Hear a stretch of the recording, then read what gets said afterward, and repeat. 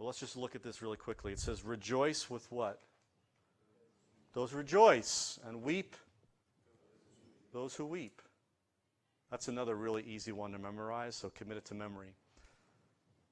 But here's the thing, what God is trying to get at and what he's going after with each of us is that, yes, we're supposed to be loving of other people, but you know what? Until we get to a place where we feel what other people feel and we experience with them what they're experiencing, and we're willing to, I think the word would be, well, commiserate isn't a good word because that only has a negative connotation, but maybe conjoin with other people. We come alongside them and we begin to run with them. You guys have any really close friends? Please say yes.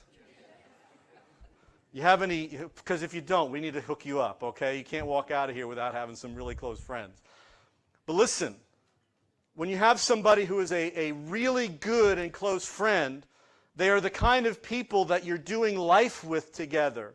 And they're the kind of people that they're happy for you when things are good. And they're the kind of people who are sad with you because you're sad. And do you understand that this is what God is actually calling us into, is to be the kind of people who can see what other people are going through, and instead of removing ourselves from them and detaching ourselves from them and being cold and heartless, what he's asking us to do is to step into their world and to become a part of whatever that is, and to relate to them, and to feel with them. Because I'll tell you what, when you're coveting, it's the exact opposite. You're happy when they're sad, and you're sad when they're happy. You follow? Come on, we've all been there. Oh, like how many of you have ever gotten really excited when that person you're jealous of screws it up really bad? And you're like, oh, I saw that one coming 10 years ago, you know?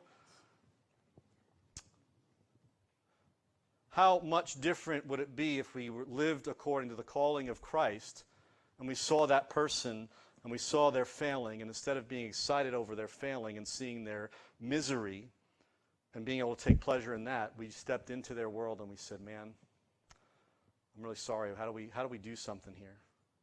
How do we work this out?